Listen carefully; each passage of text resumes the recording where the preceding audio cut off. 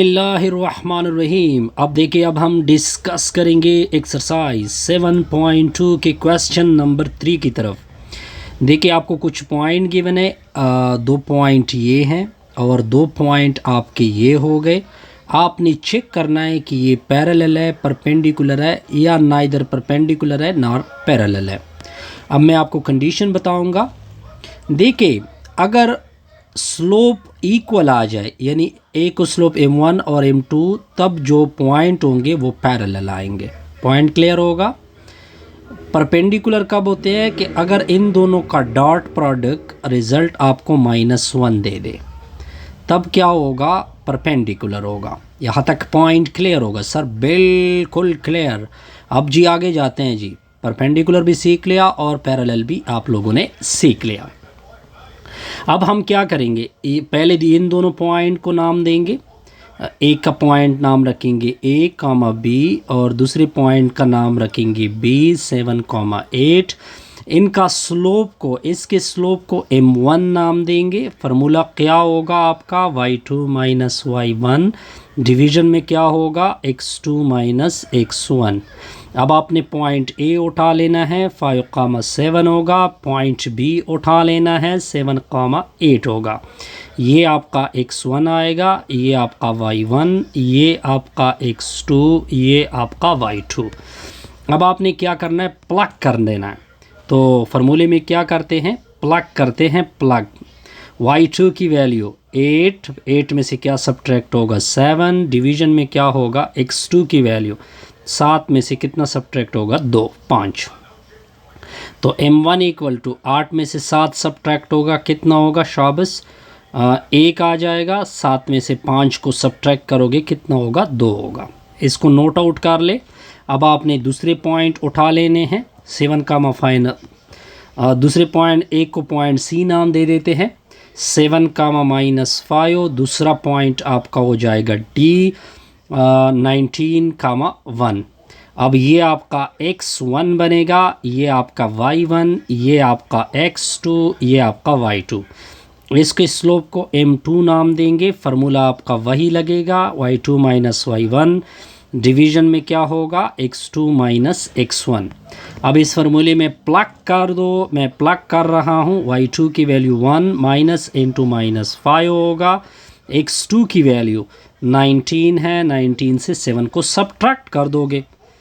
Minus और minus plus होगा, 1 जमा 5 आएगा। अब 19 में से 7 को सब्ट्रैक्ट कर दोगे, 12 आएगा। तो m2 इक्वल टू 6 के नीचे 12 होगा। तो m2 इक्वल टू 6 का 6, 6 दूने 12 होता है। अब अगर मैं इसको सर्कल कर दूं, अब अगर आप दोनों स्लोप को देखें, अब अगर आप इन दोनों स्लोप को देखें तो दोनों बराबर हो गए, क्योंकि दोनों की एक वैल्यू हो गई। तो जब स्लोप बराबर होते हैं तो हम क्या कहेंगे कि ये पैरेलल, हैंस पैरेलल। सिंपल फिक्रा लिख दे, हैंस पैरेलल। अब जाएंगे नेक्स्ट क्वेश्चन की तरफ। ये आपका रिक्वायर्ड था और ये आपने साबित कर दिया। अब जाएंगे जी नेक्स्ट पार्ट की तरफ। नेक्स्ट पार्ट आपका पार्ट नंबर 2 है, 1, -5 है। फिर नेक्स्ट पॉइंट 3, 7 है।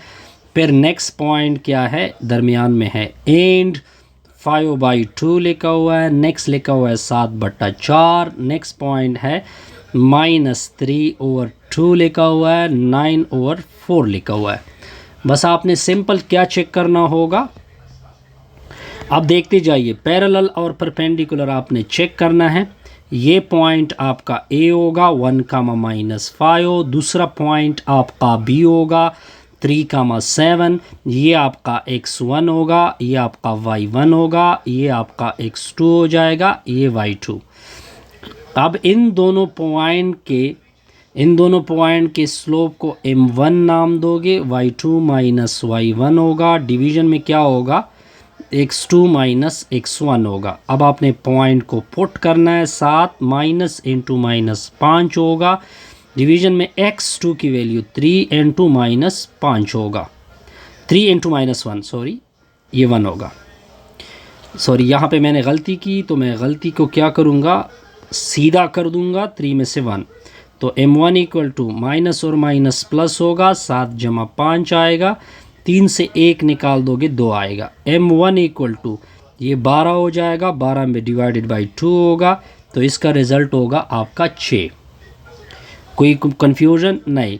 अब हमने नेक्स्ट पॉइंट उठा लेने हैं, इसको नाम दोगे C, 5/2 हो जाएगा, कामा 7/4 हो जाएगा, 7 के नीचे 4। दूसरा पॉइंट आपका D होगा -3/2, 9 ओवर क्या होगा 4। अब आपने इसके स्लोप को m2 नाम देना है। ये आपका x1 बनेगा, ये आपका y1, ये आपका x2, ये आपका y2। इसके स्लोप को m2 नाम दोगे, फार्मूला y2 में से y1 डिवीज़न में क्या होगा x2 में से x1। अब आपने जस्ट प्लग कर देना है। y2 की वैल्यू 9/4 होगा, -7 के नीचे 4 होगा, होल डिवाइडेड बाई -3/2 -5/2। अब m2 किस तरह होगा, इन दोनों का 1/4 ले लो, ठीक है जी। 7 में से क्या सब्ट्रैक्ट कर दो 7, फिर होल डिवीज़न, इन दोनों में से 1 2 लोगे, -3 के साथ -5 को 8 कर दोगे, 2 1 2, 2 2 4 होगा, ऊपर 2 रह गया।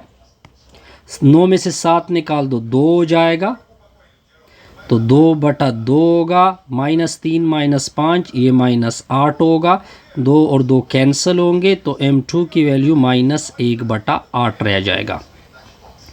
अब आपने नेक्स्ट पॉइंट लेना है।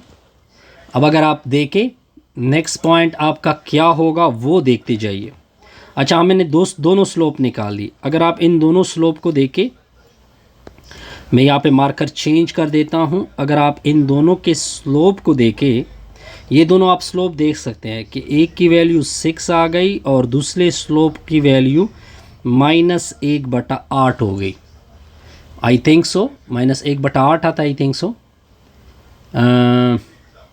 बिल्कुल एग्जैक्टली -1/8 आता है। अब अगर आप इन दोनों के रिज़ल्ट को देखें, तो यहाँ पे m1 दोनों की वैल्यू एक दूसरे के बराबर भी नहीं है और दोनों एक दूसरे को -1 भी नहीं आता। अगर आप इन दोनों को करें, ये -1 भी नहीं आएगा इन दोनों के प्रोडक्ट से।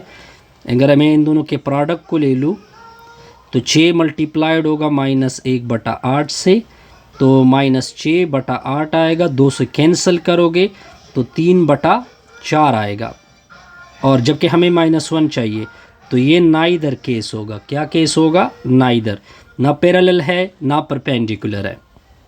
अब जाएंगे नेक्स्ट प्रॉब्लम की तरफ। नेक्स्ट प्रॉब्लम नंबर 3 को देखते हैं कि प्रॉब्लम 3 क्या कहता है। 3,7 है जी, और फिर नेक्स्ट पॉइंट है -6,9 है, एंड 3,18 है और 5,27 है। अब आप सॉल्यूशन को देखते जाइए। सॉल्यूशन क्या होगा? इस पॉइंट का नाम रखोगे A 3,7, दूसरे पॉइंट का नाम रख दोगे B -6,9।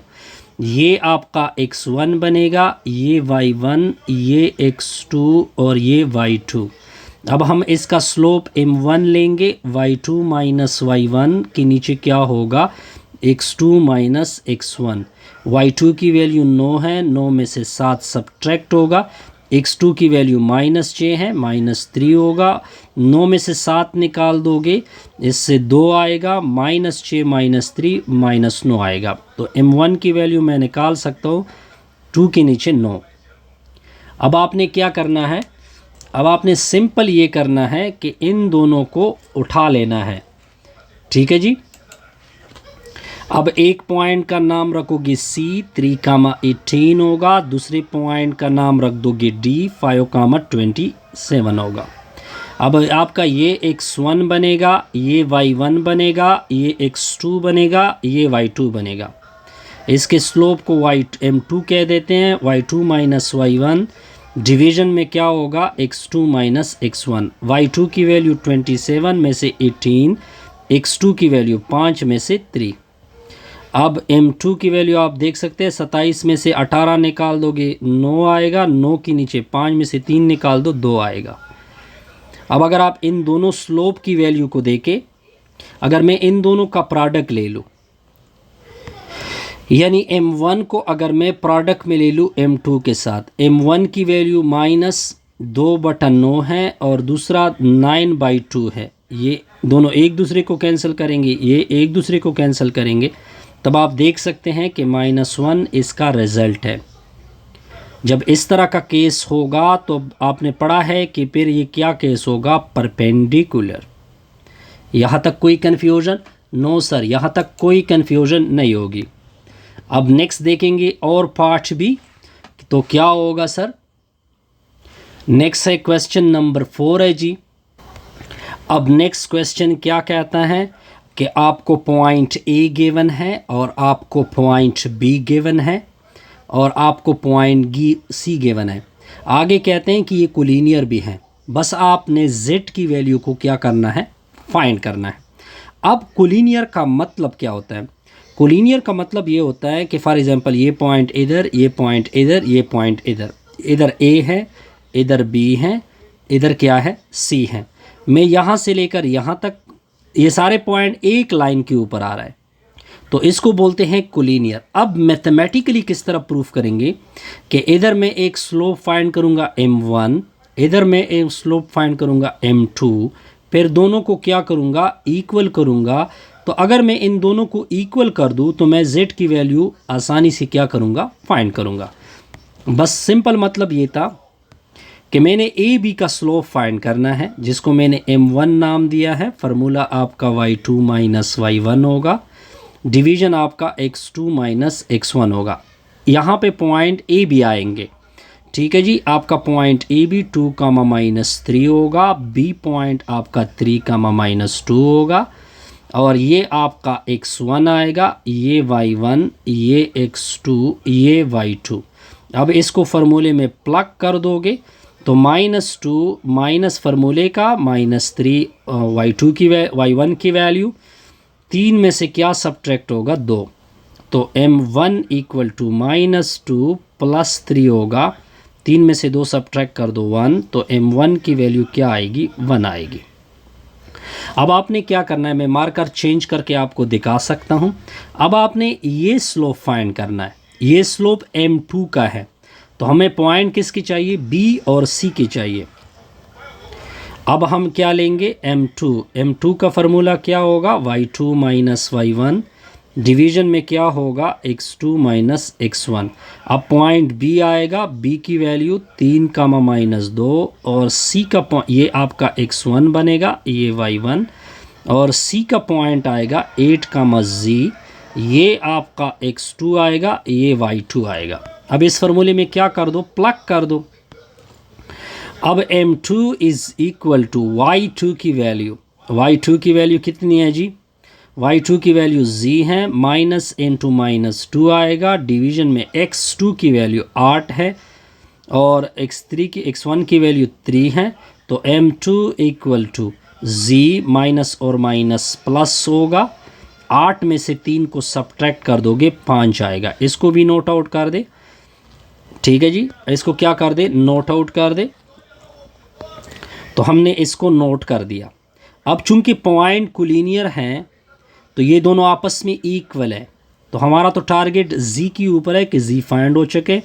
तो हम m1 को किसके बराबर करेंगे, m2 के। m1 की वैल्यू 1, m2 की ये वाली वैल्यू पुट कर दोगे, z + 2 डिवीज़न में 5 होगा। अब आपने आगे क्या करना है, अब z इधर 5 इधर शिफ्ट होगा, इक्वल टू z + 2 होगा। अब 2 को इधर शिफ्ट कर दोगे तो 5 में से 2 सब्ट्रैक्ट होगा, इक्वल टू z। 5 में से 2 को सब्ट्रैक्ट कर दोगे, z की वैल्यू 3 या z इक्वल टू 3। सिंपल है जी, बिल्कुल सर सिंपल, यहाँ तक कोई कन्फ्यूजन नहीं होगी। अब जाएंगे नेक्स्ट प्रॉब्लम के ऊपर। अब देखते जाइए। अब हमने इसका पार्ट 1 कवर करना है। पार्ट 1 में हमें ये गिवन है, अगर आप देखें पार्ट 1 में OPR कोलिनियर, आपको OP ये कोलिनियर करने हैं और आपने H की वैल्यू को क्या करना है, फाइंड करना है। मतलब ये होगा कि O इधर पड़ा है, P इधर पड़ा है और Q इधर पड़ा है। कोलिनियर का मतलब ये होता है ना। और इधर पॉइंट O के आएंगे, 0, 0 होगा। इधर पॉइंट किसके आएंगे, P के आएंगे, P के पॉइंट 2, 1 आएंगे। आर के पॉइंट क्या आएंगे 3h, 2h प्लस 7। अब हम क्या करेंगे, अगर मैं मार्कर चेंज कर लूँ, इधर से लेकर इधर तक इसको स्लोप m1 कंसीडर करेंगे, इधर से लेकर इधर तक को स्लोप को m2 कंसीडर करेंगे। चूंकि कोलिनियर की बात हो रही है तो दोनों स्लोप को क्या करेंगे, इक्वल करेंगे। जब दोनों स्लोप को इक्वल करोगे तो आप h की वैल्यू को आसानी से निकालोगे। तो हमने क्या करना है, पहले हमने m1 को फाइंड करना है। फार्मूला आपके सामने है y2 माइनस y1 डिवीजन में x2 माइनस x1। अब आपने y2 की वैल्यू को y2, अब पॉइंट OP है ना, ये OP के स्लोप को, तो O की वैल्यू 0,0 है। ये आपका x1 आएगा, ये y1 होगा। दूसरा पॉइंट P है 2,1 है, ये आपका x2 होगा, ये y2 होगा। अब फुटिंग कर दे, y2 की वैल्यू 1 माइनस 0 होगा, x2 की वैल्यू 2 में से 0 सब्ट्रैक्ट होगा, तो m1 की वैल्यू 1/2 आएगी। अब आपने दूसरा स्लोप फाइंड करना है m2। फार्मूला क्या होगा, y2 माइनस y1 डिवीजन में क्या होगा, x2 माइनस x1। अब आपने पॉइंट P और R लेने हैं। P के पॉइंट 2,1 होगा, ये आपका x1 होगा, ये y1 होगा। R के पॉइंट 3h, 2h प्लस 7 होगा, ये आपका x2 होगा, दूसरा आपका y2 होगा। फार्मूले में पुट कर दे, y2 की वैल्यू 2h प्लस 7 होगा, फिर माइनस क्या होगा 1 होगा, डिवीजन में क्या होगा x2, ये 3h हो जाएगा, 3h माइनस 2 होगा। अब आपने क्या करना है, इसको सिंप्लीफिकेशन देनी है। तो m2 की वैल्यू आएगी, 7 में से 1 सब्ट्रैक्ट कर दोगे तो 6 आएगा, डिवीजन में क्या होगा 3h माइनस 2 होगा। अब आप चूंकि कोलिनियर की बात थी तो दोनों स्लोप को क्या करेंगे, इक्वल करेंगे। इसकी वैल्यू 1/2 होगी, दूसरी की वैल्यू 2h प्लस 6 होगी, डिवीजन में क्या होगा 3h माइनस 2 होगा। ये उधर मल्टीप्लाइड होगा, ये उधर मल्टीप्लाइड होगा, 3h माइनस 2 होगा, ये 4h जमा 12 हो जाएगा। अब इस तरह कर दे, 12 को इधर शिफ्ट कर दोगे तो ये -2 माइनस 12 हो जाएगा। 4h अपनी जगह पे था, इसको उधर शिफ्ट कर दोगे तो ये 3h होगा। यहाँ तक पॉइंट क्लियर। अब 4h में से 3h को निकाल दोगे, h आएगा, और इसको इससे डाल दोगे तो इससे -14 आएगा। ये आपका पॉइंट नंबर 1 क्लियर हो गया जी। अब जाएंगे इसके नेक्स्ट पार्ट की तरफ। नेक्स्ट पार्ट क्या कहता है कि नेक्स्ट पार्ट ये कहता है कि OPR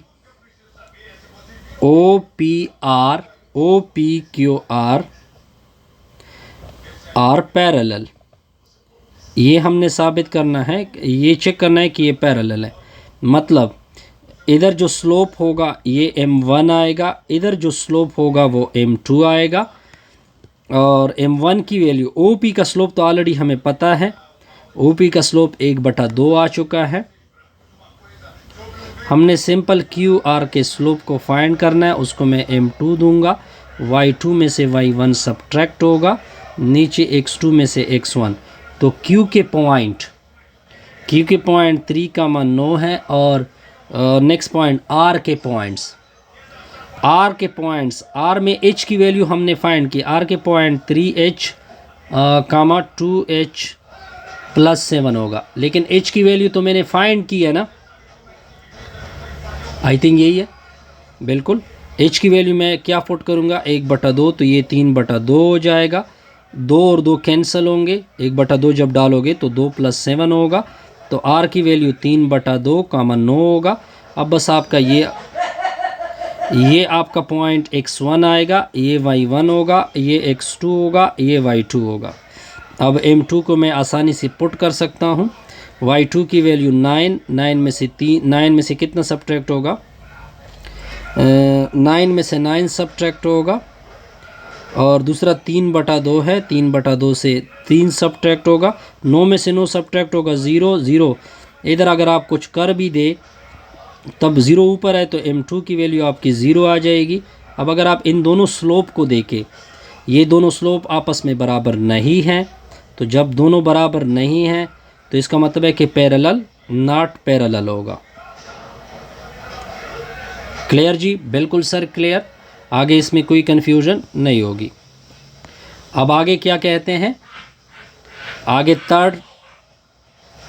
थर्ड है इसका कि आप ये साबित करें कि OP एंड QR जो है वो परपेंडिकुलर है और परपेंडिकुलर। तो देखिए OP की वैल्यू, OP के स्लोप को हमने M1 नाम दिया था, उसकी वैल्यू 1/2 आई थी। OP दूसरी वैल्यू M2 आई थी, वो तो वैल्यू 0 आ चुकी थी आई थिंक सो। तो जब 0 होगी, अगर मैं इन दोनों का प्रोडक्ट, अगर इन दोनों का प्रोडक्ट -1 के बराबर आ गया तब तो परपेंडिकुलर होगा, तब क्या होगा, परपेंडिकुलर होगा, अदरवाइज़ परपेंडिकुलर नहीं है। ठीक है जी। अगर मैं इन दोनों का प्रोडक्ट ले लूँ तो इसके प्रोडक्ट में ऑलरेडी ये 0 है, 0 इसके साथ मल्टीप्लाइड होगा, 0 आ रहा है, -1 नहीं आ रहा। ठीक है जी, तो नॉट परपेंडिकुलर होगा। सिंपल है जी, बिल्कुल सर सिंपल, आसान सा क्वेश्चन था। इस तरह हमारी ये वीडियो क्या होगी, कंप्लीट हो गई। Best wishes, good luck.